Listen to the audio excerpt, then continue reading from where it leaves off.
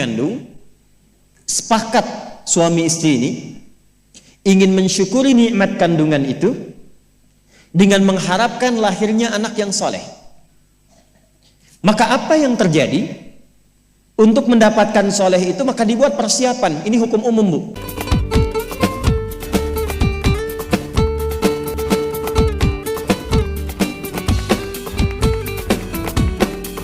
Apa itu syukur? Sebentar. Ibu bersyukur punya rumah? Syukur. Ibu bersyukur punya kendaraan? Bersyukur punya keluarga? Ada suami, ada anak-anak, bersyukur? Baik. Yakin? Bersyukur diberikan pakaian? Yakin? Masa? Nah, sekarang apa itu syukur? Syukur itu pelan-pelan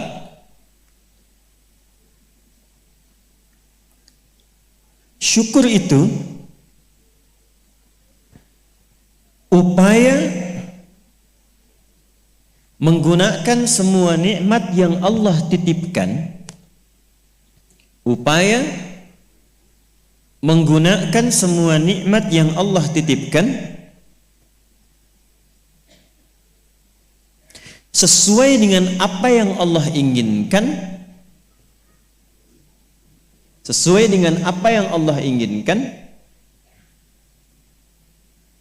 dalam rangka mendekatkan diri kepada Allah Subhanahu wa ta'ala.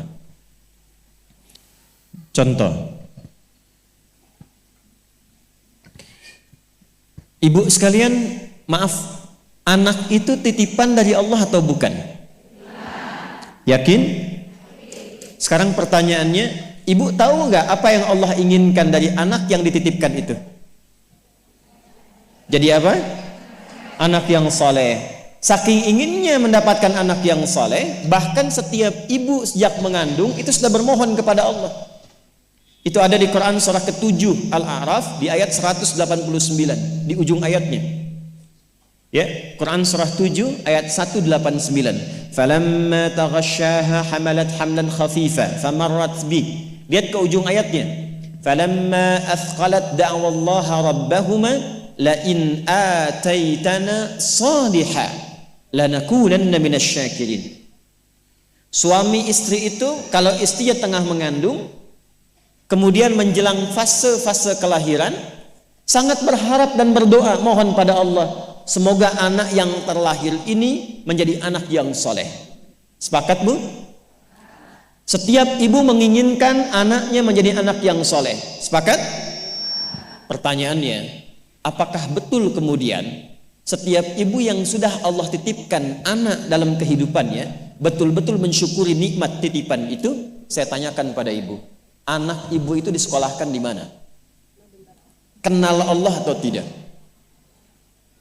Diajarkan sholat atau tidak? Diberikan pakaian yang menutup aurat atau tidak? Perhatikan definisi syukur tadi. Menggunakan semua nikmat, upaya menggunakan semua nikmat sesuai dengan apa yang Allah inginkan. Ibu punya anak perempuan, katanya ibu syukuri diberikan itu. Sampai ibu bikin akikah, sampai undang tetangga, sampai selamatan. Tapi setelah dia bahkan menjelang balik, ibu kasih pakaian yang membuka auratnya. Itu bukan syukur namanya. Disekolahkan di tempat yang bahkan dia tidak mengenal Allah. Dikejar sampai di sininya nih. Nggak salah. Dilesin matematika, nggak salah, bagus. Les fisika, bagus. Les kimia, bagus. Ikut bimbel, bagus. Masuk kampus top, bagus. Tapi nggak kenal Allah, di mana syukurnya? Satu, lihat pakaian yang selama ini Allah berikan kepada ibu sebagai titipan, dan itu akan dihisab. Buka lemari pakaiannya. Coba cek, ada nggak satu bagian pakaian yang belum pernah dipakai untuk ibadah? Coba lihat ketika beli tas mewah, sepatu baru, pakaian baru, sudah pernah dipakai ibadah belum? Jangan-jangan beli tas itu hanya untuk dipakai keundangan saja. Jadi ketika manusia mengundang, beli yang baru. Kenapa ketika Allah yang mengundang 5 kali dalam sehari, bahkan untuk memberikan solusi kehidupan, yang baru itu nggak pernah dipakai? Oh, kenapa pada diam? Satu, merasa ya. Satu. Jadi di titik ini, terkadang ada orang yang menuntut dari Allah kenyamanan hidup, ketenangan, kedamaian, tapi ketika Allah memberikan apa yang diinginkan, tidak menggunakan nikmat itu yang membuat dia damai. Tidak menggunakan titipan itu yang membuat dia tenang dalam kehidupan. Karena itu saya ingin memulai dengan mengajak kita semua, ayo kita lihat lagi apa saja titipan Allah yang telah dititipkan dalam kehidupan ibu dan bapak yang ada di luar saat ini sampai dengan detik ini. Kalau ingin mendapatkan ketenangan di dunianya, ketenangan di alam kuburnya, sampai pulang ke akhirat nanti, maka pastikan berusahalah untuk menjadi golongan yang sedikit itu. Gunakan semua nikmat itu pada hal yang Allah inginkan. Jika itu sudah dilakukan, saya berikan rahasia. Ini antara kita saja. Coba ibu buka surat ketiga. Belakang kedengeran kan? Alhamdulillah. Belakang kedengeran? Tidak. Kok bisa jawab? Surah 3 ayat 35 sampai 37. Quran surah 3 35 sampai 37. Sudah?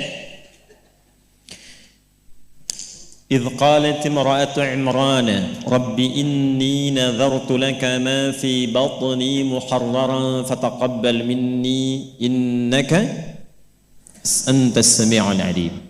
Perhatikan, ini kisah tentang Hannah. Saya hanya akan ambil kisah ibu saja dalam Quran. Hannah itu istrinya Imran alaihi wassalam. Nanti punya saudari namanya Eliasobat. Orang barat menyebutnya Elizabeth. Betul, Elizabeth itu bahasa sananya untuk Eliasobat itu saudarinya Hannah. Nanti nikahnya Elizabeth dengan Nabi Zakaria.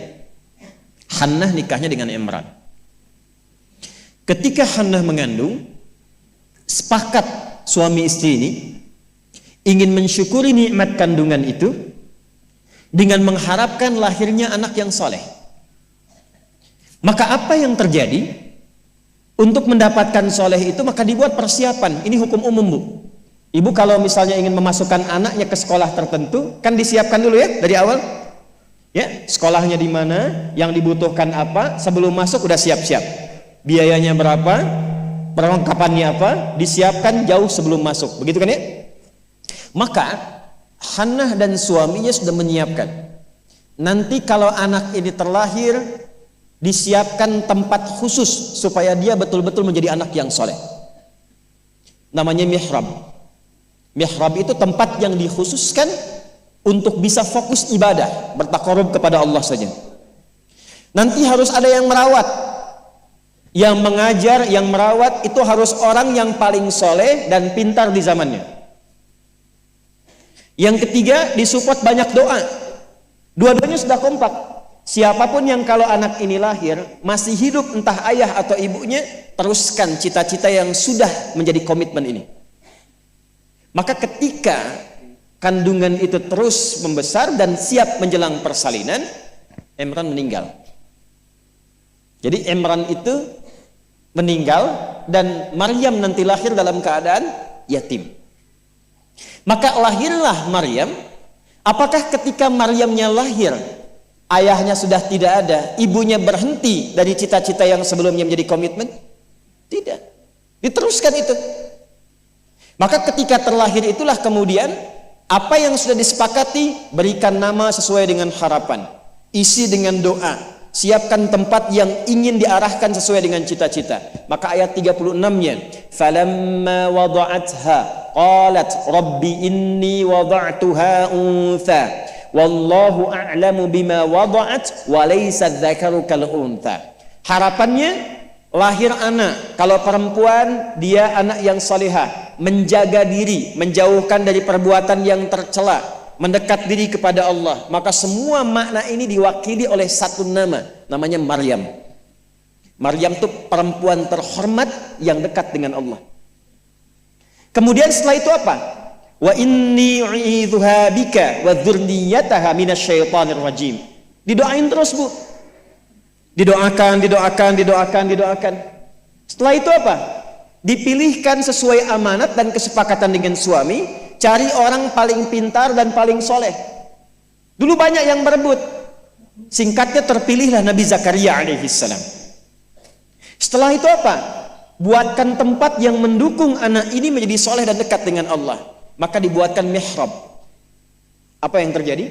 Ketika mihrabnya sudah siap, yang mendidiknya sudah siap, doanya mengalir, namanya sesuai dengan harapan, maka orang tua itu tidak sulit lagi untuk merawatnya. Setelah itu Allah yang berkenan memperhatikan sampai tumbuh dewasanya. Perhatikan ayat 37-nya. Fataqabbalaha rabbuha biqabulin hasanin wa ambataha nabatan hasana wa kaffalaha Zakaria. Satu, Zakarianya ada. Kullama dakhala 'alaiha Zakaria al-mihrab. Dua. Wajada 'indaha rizqa. Qala ya Maryam anna laki hadha? Qalat huwa min 'indillah. Innallaha yarzuqu man yasha bighairi hisab. Jadi doanya sudah, namanya sudah, yang mendidiknya sudah, tempatnya sudah. Kalau itu 4 terpenuhi, kata Allah, kamu hei Hannah, gak usah lelah lagi merawat anakmu itu. Biarkan aku dengan kehendakku yang memudahkan semua perawatan anakmu sampai tumbuh dewasa. Demi Allah, Bu, setiap butuh apapun, orang tuanya tidak susah. Setiap akan diantar makanan, makanan sudah ada. Mau diantar pakaian, pakaian sudah ada. Dan semua pertumbuhannya langsung diperhatikan oleh Allah. Jadi ketika syukur itu diterapkan dalam kehidupan, maka seorang hamba akan beralih dari hamba biasa statusnya menjadi hamba yang istimewa di hadapan Allah Subhanahu wa taala. Ini yang ingin saya contohkan. Bersyukur itu bukan hanya sekedar mengungkapkan alhamdulillah atas nikmat yang diperoleh, tapi ada peluang untuk menambah nikmat-nikmat lanjutan. Ini ayat ini yang menginspirasi Al-Imam Asy-Syafi'i, Imam Ahmad bin Hanbal. Tidak banyak orang tahu Imam Syafi'i itu single parent, Bu, ibunya. Imam Ahmad bin Hanbal itu single parent. Jadi begitu dititipkan anak laki-laki Imam Ahmad, bapaknya meninggal, ibunya yang gendong sana sini. Musim dingin, dimasakin air. Kan belum ada water heater waktu itu. Dimasakin, Bu, malam-malam, diwuduin pakai air hangat. Digendong oleh ibunya ke masjid, ke halakoh-halakoh para ulama, disimpan, selesai digendong, dibawa lagi. Apa yang terjadi? Ketika semua nikmat dititipkan anak itu disyukuri sesuai dengan apa yang Allah kehendaki, jadilah Imam Ahmad. Ibu kenal Imam Al-Bukhari? Ayo bilang kenal. Ini juga sama, single parent. Bahkan lebih dahsyat lagi, Imam Al-Bukhari itu saat lahir ayahnya meninggal, usia 2 tahun, matanya buta. Dan dokter mengatakan pada masa itu, ini buta permanen, gak akan sembuh. Apa yang menjadikan kemudian matanya sembuh sampai jadi orang paling hebat di zamannya dan melahirkan karya besar Sahih Al-Bukhari. Wa qalilun min ibadiyasy syakur. Ibunya. Jadi betul-betul mensyukuri nikmat diberikan seorang anak, dititipkan seorang anak. Jadi nggak pernah lihat, Bu. Jangan lihat kata orang, ini anak si fulan, misalnya si fulana ini kurang begini, anak si fulana autis, anak si fulana begini, nggak ada. Nggak ada satu anak pun terlahir yang tidak punya keistimewaan, itu tidak ada. Tanamkan pada hati yang paling dalam. Dalam kondisi apapun Allah menitipkan anak pada ibu, itu ada keistimewaan di dalamnya yang menyempurnakan kebahagiaan dalam rumah tangga. Pernah ada seorang ibu sedih karena begitu terlahir anaknya divonis lumpuh otak, cerebral palsy, lumpuh otak. Saya katakan, hei, belum tentu itu jadi kekurangan. Boleh jadi Allah titipkan satu kelebihan di balik anak itu yang belum terbuka sekarang. Coba bacain Quran terus. Dibacakan Quran, bacain Quran, bacain Quran. Begitu anak itu mulai bisa bicara, yang keluar Quran. Begitu dicek oleh seorang ustadz, ternyata anak itu sudah hafal Quran 30 juz. 30 juz. Dan barakah anak itu yang kemudian membawa si ibu jadi keliling-keliling. Haji, umrah, ke satu tempat yang tidak pernah dikunjungi sebelumnya, bertemu dengan orang hebat yang tidak pernah dibayangkan sebelumnya, ternyata lewat wasilah anak itu. Disyukur itu membahagiakan. Itulah syukur. Syukur itu dampaknya banyak, Bu. Dia nggak akan tertinggal, dunia dapat, akhirat juga diraih.